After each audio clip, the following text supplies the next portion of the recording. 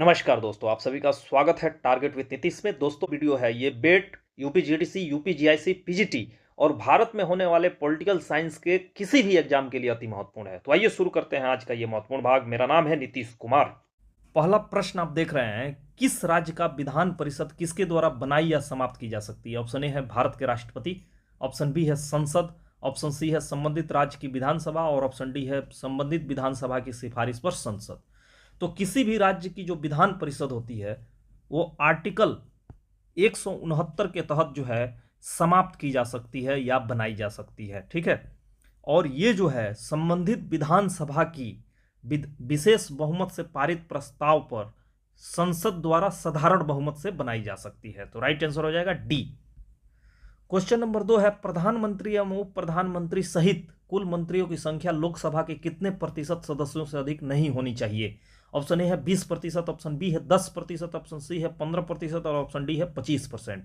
तो 91वां संविधान संशोधन 2003 में जो हुआ था उसके माध्यम से जो है 15% सदस्यों की संख्या कुल मंत्री परिषद की प्रधानमंत्री सहित घोषित की गई थी। तो राइट आंसर हो जाएगा सी। क्वेश्चन नंबर 3 है, भारत के संविधान में फेडरल शब्द कहां वर्णित है? ऑप्शन ए है प्रस्तावना में, ऑप्शन बी है भाग 3 में, ऑप्शन सी है कहीं भी वर्णित नहीं है और ऑप्शन डी है 368 में। तो भारतीय संविधान में जो है आप जानते हैं कि जो आर्टिकल 1 है, आर्टिकल 1 उसमें यूनियन ऑफ स्टेट्स की बात की गई है। Union of states, union of states का क्या मतलब हुआ? यूनियन ऑफ स्टेट्स का मतलब हुआ राज्यों का संघ है। भारत के जो स्ट्रक्चर है वो राज्यों का संघ है। ठीक है, तो फेडरल शब्द कहीं भी वर्णन नहीं किया है, तो राइट आंसर हो जाएगा सी, कहीं भी वर्णित नहीं है। क्वेश्चन नंबर 4 है, संसद के 2 सत्रों के मध्य अधिकतम अंतराल कितना होना चाहिए? तो आप जानते हैं ये काफी लोकप्रिय क्वेश्चन है, 6 महीना होना चाहिए। तो राइट आंसर हो जाएगा सी। क्वेश्चन नंबर 5 है, किस वाद में भारतीय संविधान के मूल ढांचे की अवधारणा प्रतिपादित की गई थी? तो ये भी बहुत लोकप्रिय क्वेश्चन है। आप जानते हैं कि 1973 में जो है केशवानंद भारतीय केस में जो है मूल ढांचे की अवधारणा प्रतिपादित की गई थी। तो राइट आंसर हो जाएगा बी। क्वेश्चन नंबर 6 है, भारतीय संविधान के प्रस्तावना में समाजवादी और धर्मनिरपेक्ष शब्द किस वर्ष जोड़े गए? तो 42वां संविधान संशोधन 1976 के द्वारा जो है भारतीय संविधान में समाजवादी और धर्मनिरपेक्ष और अखंडता शब्द जोड़े गए थे, 3 शब्द जोड़े गए थे। तो राइट आंसर हो जाएगा बी। क्वेश्चन नंबर 7 है, जब भारतीय संविधान पहली बार तैयार हुआ था तब प्रस्तावना में भारत को कैसा राज्य घोषित किया गया था? तो आप जानते हैं कि समाजवादी धर्मनिरपेक्ष, ये तो 42वां संविधान संशोधन 1976 के द्वारा जोड़ा गया था। ठीक है, तो ये तो होगा नहीं। केवल गणराज्य, ये भी नहीं होगा। संपूर्ण प्रभुत्व संपन्न लोकतांत्रिक गणराज्य, राइट आंसर हो जाएगा ए। क्वेश्चन नंबर 8 है, भारत के किस राज्य में स्थानीय स्वशासन के लिए ओम्बुड्समैन की व्यवस्था की गई है? तो स्थानीय स्वशासन की बात की जा रही है, यानी कि लोकल सेल्फ गवर्नमेंट की।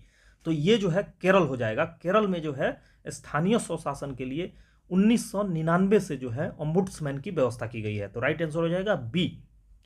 क्वेश्चन नंबर 9 है, एक बार संसद द्वारा वित्तीय आपातकाल की स्वीकृति मिलने के बाद इसकी उद्घोषणा कितने समय तक जारी रह सकती है? तो ये अनिश्चित काल तक जारी रह सकती है। तो राइट आंसर हो जाएगा डी नंबर।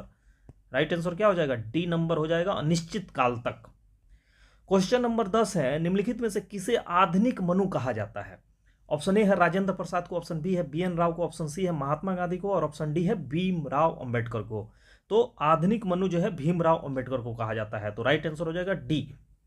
क्वेश्चन नंबर 11 है, तिलक को भारतीय अशांति का जन्म की संज्ञा किसने दिया था? तो वैलेंटाइन सिरोल ने दिया था। तो राइट आंसर हो जाएगा ए। और किस में दिया था? इंडियन अनरेस्ट, उनकी पुस्तक थी इंडियन अनरेस्ट।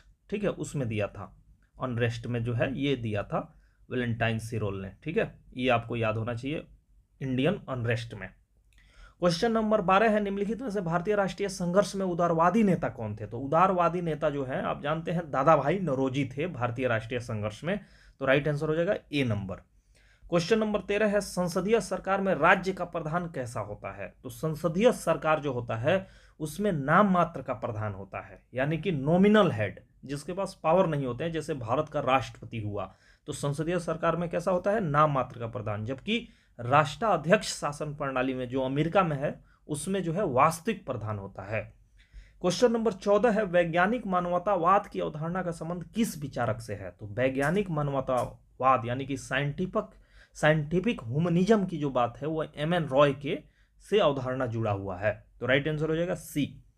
क्वेश्चन नंबर 15 है, कौटिल्य के अर्थशास्त्र में सरकार के कितने विभागों का उल्लेख है? तो सरकार के जो है 34 विभागों का उल्लेख है। यहां पे राइट आंसर क्या हो जाएगा? 34। ठीक है, 34 यहां पे राइट आंसर हो जाएगा डी। नंबर 16 है, कौटिल्य के साड़गुण्य नीति में कौन सा तत्व शामिल नहीं है? ऑप्शन ए है संधि, ऑप्शन बी है यान, ऑप्शन सी है मैत्री और ऑप्शन डी है विग्रह। तो कौटिल्य का जो साड़गुण्य नीति है उसको हम 6 फोल्ड थ्योरी भी कहते हैं, 6 फोल्ड थ्योरी। ठीक है, अंग्रेजी में।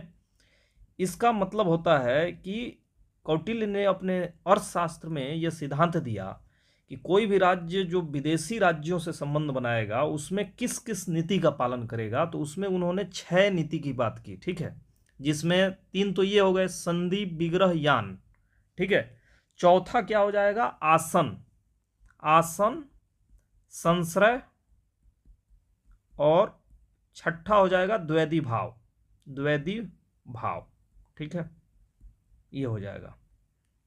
तो 6 उन्होंने सिद्धांत दिया था विदेशी राज्यों से संबंध स्थापित करने के लिए। तो इसमें मैत्री नहीं था, तो राइट आंसर हो जाएगा सी, कौन सा तत्व शामिल नहीं है।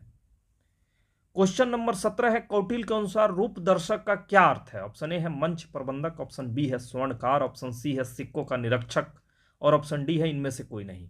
तो रूप दर्शक जो था वो सिक्कों का निरीक्षक होता था कौटिल्य के अनुसार। तो राइट आंसर हो जाएगा सी। क्वेश्चन नंबर 18 है, कौटिल्य द्वारा रचित प्रसिद्ध ग्रंथ का नाम क्या है? ऑप्शन ए है इंडिका, ऑप्शन बी है अर्थशास्त्र, ऑप्शन सी है राजनीति और ऑप्शन डी है मनुस्मृति। तो आप जानते हैं अर्थशास्त्र जो है कौटिल्य द्वारा रचित प्रसिद्ध ग्रंथ है, जबकि इंडिका की अगर बात की जाए तो ये मेगास्थनीज की पुस्तक है। किसकी है? मेगास्थनीज, मेगास्थनीज, मेगास्थनीज। क्वेश्चन नंबर 19 है, साध्य और साधनों के संबंध में महात्मा गांधी का क्या विचार था? ऑप्शन ए है साध्य साधनों का औचित्य बताते हैं, ऑप्शन बी है साधन साध्य का औचित्य बनाते हैं, और सी साध्य और साधन दोनों शुद्ध होने चाहिए, और डी इनमें से कोई नहीं। तो आप जानते हैं कि महात्मा गांधी एक आदर्शवादी व्यक्ति थे, उनके अनुसार साध्य और साधन दोनों शुद्ध होने चाहिए। तो राइट आंसर हो जाएगा सी। क्वेश्चन नंबर 20 है, कार्ल मार्क्स की प्रसिद्ध कृति कम्युनिस्ट मैनिफेस्टो किस वर्ष प्रकाशित हुई थी? तो 1848 में प्रकाशित हुई थी, और दास कैपिटल जो है 1867 में प्रकाशित हुआ था। कम्युनिस्ट मैनिफेस्टो जो है ये मार्क्सवादियों का प्रथम घोषणा पत्र कहा जाता है। तो राइट आंसर हो जाएगा बी। क्वेश्चन नंबर 21 है, मार्क्स के अनुसार सर्वहारा की तनहशाही क्या व्यक्त करती है? ऑप्शन ए है एक अल्पकालिक व्यवस्था, ऑप्शन बी है एक अस्थायी अवस्था, ऑप्शन सी है एक आदर्श राज्य, और ऑप्शन डी है इनमें से कोई नहीं। तो ए नंबर हो जाएगा, एक अल्पकालिक अवस्था को जो है सर्वहारा की तनहशाही के रूप में मार्क्स व्यक्त करते हैं। क्वेश्चन नंबर 22 है, हम बेंथम से लेकर आज तक ऐसे किसी भी कानूनी सुधार को नहीं जानते जिस पर उसका प्रभाव न पड़ा हो। यह कथन किसका है? ऑप्शन ए है हेनरी मैन, ऑप्शन बी है डाइसी, ऑप्शन सी है ऑस्टिन और ऑप्शन डी है लास्की। तो ये कथन जो है हेनरी मैन का है। तो राइट आंसर ए हो जाएगा। क्वेश्चन नंबर 23 है, राजनीतिक हित के लिए एक व्यक्ति एक मत के सिद्धांत को किसने बढ़ावा दिया था? तो एक व्यक्ति एक मत की अगर बात की जाएगा तो ये जर्मी बेंथम ने दिया था। अगर वही जो है एक व्यक्ति को अधिक कई बार जो है वोट देने का, यानी कि प्लुरल वोटिंग की अगर बात की जाए, बहुल मतदान, तो इसका कंसेप्ट जेएस मिल ने दिया था। ये याद होना चाहिए आपको। ठीक है, क्वेश्चन नंबर 24 है, द फिलॉसफी ऑफ राइट पुस्तक के लेखक कौन है? ऑप्शन ए है कांट, ऑप्शन बी है हीगल, ऑप्शन सी है टीएच ग्रीन और ऑप्शन डी है कार्ल मार्क्स। तो द फिलॉसफी ऑफ राइट जो है ये हीगल की पुस्तक है। तो राइट आंसर हो जाएगा बी। क्वेश्चन नंबर 25 है, महिला मताधिकार के प्रबल समर्थक विचारक कौन थे? तो महिला मताधिकार के प्रबल समर्थक जो थे वो जर्मी बेंथम नहीं थे बल्कि जेएस मिल थे। अगर बेंथम की बात की जाए तो ये महिला मताधिकार के प्रबल समर्थक नहीं थे।